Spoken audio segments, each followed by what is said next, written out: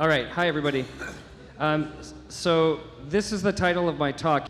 This was with a talk that they gave me, and so then I said, okay, did I piss you guys off? Because I have no idea what that talk is. And then these guys said, no, is there really such a thing as work-life balance? So here's my disclosure. My real disclosure is, I said, hey, Joe, what the hell is FOMO? Because I had no idea. And he said, hey, Bill, it's fear of missing out, and we want you to talk about it. And I said, I have no idea what you're talking about. And he said, talk to your 16-year-old daughter, Claire, because she does know about it. I did talk to her, and she did tell me what this is all about. Here's my second disclosure. Number of invited shoulder talks that I've given, I looked at my CV this morning, it was 375. The number of invited FOMO talks is 1.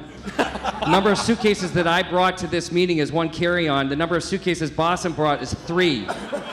Number of pairs shoes that Boston brought was 13. The number of pairs I bought are 1 pair of clogs because I came straight from the operating room. And yes, that's his shoes, and those are mine. So those are my disclosures. Thank you very much. This is the first inaugural FOMO contest. We are having, this is audience participation. At the end of this talk, you will vote on who has the most FOMO of these 3 contestants. Okay, it was first coined in 1996 by Dan Herman. It's been used since 2010. Oh my God, you're so missing out. Literally added to the dictionary in 2013. It's an uneasy and sometimes all-consuming feeling that you're missing out, Joe Abood, that your peers are doing, in the know about, or in possession of more or something better than you. Under this framing of FOMO, nearly 3/4 of young adults reported they experienced this phenomenon. Now, fear of missing out comes in lots of different avenues. You know that guy, you're talking to him or her at the academy, and they're always looking for someone better to come along. They're always doing this thing. And so you don't want to be that guy. That's actually been called shoulder surfing. So don't be a shoulder surfer, just be a shoulder surgeon. Don't be a shoulder surfer. Now, kidding aside, these are actually real issues. Decreased emotional stability, from what Ron's been talking about. There's increased suicidability actually because of this. It's really incredible. Now, FOMO's been associated with negative alcohol-related consequences, either through higher alcohol use or greater willingness to engage in high-risk behaviors. I'm not sure if that's really true, but there's some examples. Now, you say, well, that's an old one. Well, this was actually 2 nights ago, so I think there might be some issues here. Adolescents with FOMO are more likely to experiment with drugs and alcohol to fit in with peers. Is that really true? I don't know. I went to the internet to find out. It could be that this is true. It impairs the ability to make commitments and agreements. You feel inclined to keep options open. You say, should I go to Shoulder 360? Well, I got invited. Maybe I'm going to get invited to something better, so you fill in the blank. Now, there's treatment for this. Cognitive behavior therapy, control rather than abstinence. And can you turn the volume up? I am an attractive person. I am fun to be with. Daily Affirmation with Stuart Smalley.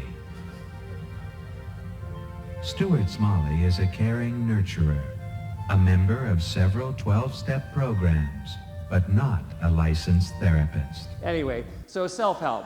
Now, seriously, so this is really about work-life integration. Everyone who knows me knows this is my favorite book. I give it to my fellows and residents and anyone who visits. It's a disciplined, systematic approach for determining where our highest point of contribution lies and then making execution of those things effortless. Greg McCown from Wharton. So here are the 5 keys of what all of us can do. You make your highest contribution towards things that really matter only when you stop saying yes to everyone.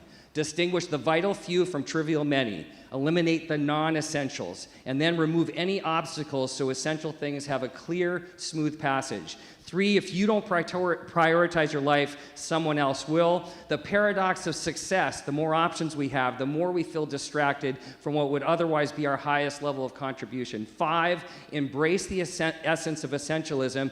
Requires that you replace false assumptions with 3 core truths. 1, I choose to. 2, only a few things really matter. 3, I can do anything but not everything.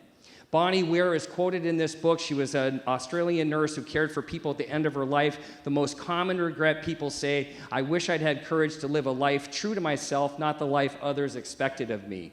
So what can you do? You say, oh, I have to go to I can't make it to my daughter's softball game. I call BS on all of that. We're not residents, we're not fellows, we control our calendars and our schedules. So what do? This is what you do. This is my schedule from 2 weeks ago. My executive administrator, Melissa, gets my schedule, gets Claire's schedule. You can see that I had patients. I had to block patients at 3 o'clock, go to a softball game at 4 o'clock, go to her tennis match at 6 o'clock, and go out to dinner with my wife and friends at 7:30. So, what's the strategy for success? Get your child's schedules as soon as it's available. Block out time in your schedule. Get your spouse, your partner, your significant other's schedule, and make sure your calendars align. So this is last Monday. I left office hours, and this is Claire. Runner on second. Softball game, Randall's Park, New York. Nice hit. RBI double, right? Gotta love it. Okay, so who has FOMO the most? We have our 3 contestants. So what do you do when you have a contest? You gotta go to the internet. So I said, let's do a Google search of FOMO, Joseph Abood. And this came up. I was like, oh shit, it's the wrong Joseph Abood. So then we did this, Joe Abood, Joe Abood, Joe Abood. I mean, you cannot get enough Joe Abood at every conference, in every state, in every country, all over the place, including like 3 days ago at Georgia at their shoulder and elbow meeting. So Joe, you're pretty darn good for FOMO. Paul Sethi, I'll give you the JV ranking. Not bad, not bad. There you go, Paul. And finally, Rafi, you are just a pure amateur. This is all I get, Raf. That's all we get. So let's make a FOMO deal. Okay, here we go. Contestant number 1. Who's voting for contestant number 1? Contestant number 2. And contestant number 3. So the first annual FOMO winner, Joseph Abood. Okay, summary. Don't say, I had to come to this meeting. You chose to.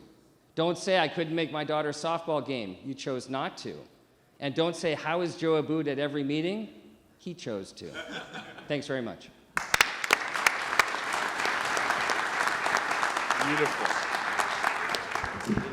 Honestly, for not knowing what FOMO was, you kicked it out of the park, so thank you very much. What do you want to say? Looking forward on your career, what did you learn most from Bill? Yeah, 10 out of 10. Well, I have a 6-year-old son, and I started to go to soccer games until they became too painful, and then I started to look for excuses not to go. It was painful, but no, I mean, I guess one question is, do you think this FOMO is related to the so-called imposter syndrome that we all talk about in medicine, where we're all a little insecure, high functioning? Well, the issue with essentialism is that it's easier to have the essentialism not in the first 5 years of your career. So for the fellows and residents, that's when you are asked to do things and you say yes to everything. But the other parts of what I talked about prioritizing your family, that your generation has 1,000 times healthier approach to that than our generation did. So you got criticized for that, but you shouldn't, right? So making time for, so you got to figure out, how can you do both? How can you dedicate time to your career, because you got to get busy, and you want to, if you have academic inclinations like to be here, then there's certain things you're going to have to say yes to for sure in the beginning. Brad, Chris? Bill, great talk. It's so, I do think for the young people in the room, it's so important to find this balance, because as you mature through your practice, the thing I look back on, you miss courses, you miss stuff, but what's most important is the things Bill alluded to. You never get those back. And so you've got to find time to make it all work. It's really important. Yeah, the only thing I'll add is earlier in my career, when I did have much more FOMO than I do now, my wife actually had the conversation with me about, what do you want to be remembered as? The greatest shoulder surgeon from a little tiny town in Michigan that no one's ever heard of, or a good husband, a good dad, someone that has been involved in your family. And so that was a very telling moment for me, that I was probably doing things to an extreme that I would have regretted later in life. Joey, that's my son. Joey Abood. Bring him back. He's a young kid right there. Don't I'll tell touch you, the I am Don't here touch with the my child. daughter right now, actually, which was a wonderful thing too. So I mean, if you can travel with your kids, take them to events that interest you. So, something to do. much to everyone's chagrin, that's my son and my mom, and I can't be happier. And my daughter and my wife is behind her. So, I do have FOMO, but you know what? I'm working on it.